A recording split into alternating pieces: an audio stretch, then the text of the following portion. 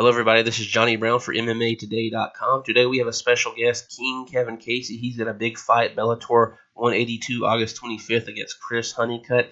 Thanks for joining us today, Kevin. Thank you for having me. I appreciate it.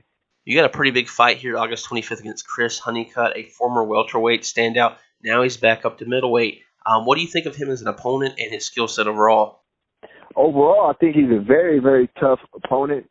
He's shown himself to have a good cardio, decent striking, excellent wrestling with his pedigree, and he's a good name, So I'm excited about the fight. I'm excited about the challenge, and I think it's gonna be great because it adds that much more value to the victory. I'm not in the business of taking easy fights, and I definitely don't want to fight anyone who is an unknown. So I like the challenge. Honeycutt, with his All-American wrestling background, and you yourself being very polished on the ground, often we see fights between two high-level grapplers become settled on the feet. Do you feel the fight will go this way, or any other predictions about the fight? Yeah, it's definitely going to be a lot of striking going on in the fight, and I feel that I have the advantage in the striking department. I feel that sometimes, when you have these wrestlers of his pedigree and you start to touch their face, they tend to just revert back to their wrestling immediately. So yeah, I'm definitely looking to light them up on the feet and pose some problems for him and move around and be fast. So he's in for a tough night. And how has training camp been for this fight? My training camp has been phenomenal. With Black House, we made a lot of changes in the gym, and we have a large group of guys who are coming in. I mean, when you look around the room from left to right, every guy in there is tough. Kenny Johnson has ran the wrestling in there, and we've also had Bubba Jenkins in, helping with the wrestling and the technique. And I mean, it's just been a phenomenal camp for me as far as the wrestling and the training partners that I've been able to work with. I've been working with Anthony Hardonk, which is a Dutch kickboxing style, which really complements my grappling and complements me in the range and in the distance. And I feel that at this point it's been a couple, a few camps, maybe 2 or 3 camps we've worked together that I've gelled with the system of the striking, and it feels very fluid, very comfortable. Of course, I always have the Gracie background of the jiu-jitsu, and I've been working with Hit on Gracie. I trained some with Chrome Gracie for this camp, and I feel very, very, very sharp. But more than anything, I will have to say that my strength and conditioning coach, Taylor Ransdale, has really done an excellent job with getting my conditioning to a level that I haven't been on. We made adjustments, and for my last fight with Keith Berry, my training and my conditioning has been just night and day. The Bellator middleweight roster recently got a huge name in Gegard Mousasi. Is that a fight you'd like to have down the road? And also, do you see any other fighters coming to Bellator in the middleweight division? Yeah, first and foremost, of course, we're always looking to get bigger fights and move up. I'm not looking past Chris Honeycutt in any way, but of course down the line I would love to fight a guy like Mousasi who's so accomplished and be able to put myself against him. But yeah, I'm definitely not looking past Chris Honeycutt. He's a great challenge. He's a great opponent. He's a good name, and he's the one I'm going to make an example out of August 25th. Bellator has a strong middleweight division at the top. A lot of guys that can claim that top number one contender spot. Do you think a win over Chris Honeycutt puts you in the mix? It definitely puts me in the talks, and that's why I'm going out there to make an example, and it definitely puts me in the talks. So I look at this as the first step in my title run. Right on. Your last fight was a draw against a tough guy, Keith Berry. I know you said you've been working on your conditioning from that bout. What else have you been looking to improve on since that bout going into your next fight here at Bellator 182? Yeah, 100%. I've had to look at my fight IQ and raising my fight IQ, because in that fight there was some interesting things that went on. Number one, I knocked him down 2 times in the first round.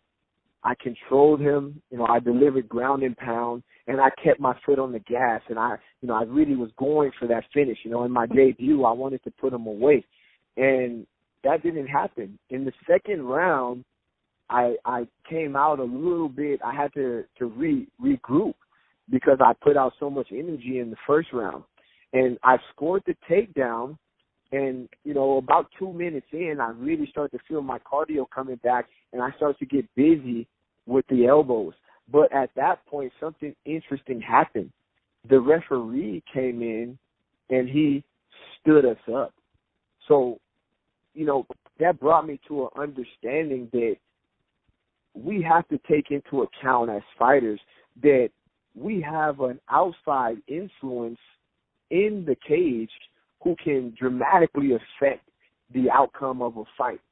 Because the referee, he should, and he's ultimately there for the safety of the fighters. He's there to make sure that if someone gets hurt or someone's taking too much damage, that he steps in to protect the fighters. But we're in a different day and age where now also the referee, this outside influence is also taking into consideration that he's part of the production value of the show. So if he deems that the fight is getting too boring because we don't want to disappoint the fans, now he comes in and he assists my opponent in a fight. So that's not realistic. The reality of it is my opponent wasn't skilled enough to escape the position. He didn't have the knowledge or understanding of how to deal with what he was going through to get back up to his feet himself. And so the referee assisted him in that fight. And arguably, that determines where some people can say, hey, well, he won that second round. Well, first of all, the referee helped him. And that's one thing that bothered me a little bit, but also brought me to the understanding of how I have to look at fighting moving forward, because I have to take into consideration that, hey, there's this guy in the ring that might help this guy out. So that's not, it's not reality. We're not dealing with just a normal fight. There's things that are coming in. There's politics that are in play that have nothing to do with just skills going on in the cage. Yeah, I imagine it has to be very frustrating, and I think that's kind of trending upwards, maybe opposed to a couple years ago when refs are going a little quicker, standing up guys for dominant positions. But let's jump back a little bit in your career. I know Bellator sent some guys to fight in Rising over in Japan, and that's where you got your pro career started in Japan. Would that interest you going down the road, maybe going back to Japan and fighting?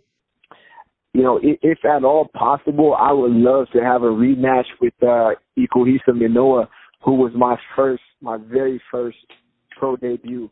I fought him in K1 Olympia in, I think, 2007 or 2008. And, at that time, he had, I believe, 73 fights experience to my 0. I had no amateur record. That was my very first pro bout. And he got the victory. So if that fight were possible, I'd jump on that in a second. But other than that, yeah, the Japanese market has always been very intriguing. The fans have a different perspective of MMA. There's a different, I feel, a different respect that they have for the athletes. Sometimes I feel like the fans in the States are a little bit more, the bloodthirsty, beer drinking kinds of fans. If they don't see the action right away, they start to boo you. I mean, if you get kicked in the groin in a fight and you're taking more than a minute or 2 minutes, they're booing you, and it's that puts a different kind of pressure on the fighter when you're saying, no one wants to be in a fight that's getting booed. So although, and I've been in this position, I got hit in the groin, and I'm not necessarily ready, but I can't afford for the fans to be booing my fight. And, that generally doesn't happen in Japan. Absolutely. And you're part of a notable fighting family. Your father in law was the late, great, iconic Muhammad Ali. How special is it for you to continue that fighting tradition within the family? I definitely feel honored just to be associated with it. You know, I don't there's nothing I can do personally to make Muhammad's legacy any better or any worse. Like it is what it is. It's untouchable, and so I just feel honored to even be associated and be able to get some inspiration directly from it. You know, and to have the support of the family as I go into battle, it means a lot to me, and it's very inspiring. I've been around so many great talented athletes, and the Gracie family, the Hickson Gracies, the Hoist Gracies, and train with the Lyoto Machitas and Anderson Silvas, and and to be able to have that also as another inspiration to me. It's what drives me at 36 to continue to fight and to still have that same hunger, if not more hunger than ever before. Absolutely, man. And this is kind of the last part of the interview. I'm going to let you have the floor. Anyone you want to thank, any training partners, anyone, any shout outs, here's your time, my man. Yeah, just shout out to all my training partners at Black House. All my training partners in the Gracie family. Hidon Gracie, Cron Gracie, Henry Gracie. Everyone who always has supported me. Hickson Gracie. Dynamics Training Center. They've done a great job. Anthony Hardunk, my strength and conditioning coach Taylor Ramsdale. Shout out to everyone down at the Body Shop. Antonio McKee and his camp. They helped out, and this will be a great display August 25th. There he is, August 25th. You can catch him at Bellator 182. King Kevin Casey. Thanks again for joining us today, Kevin. Thanks for having me.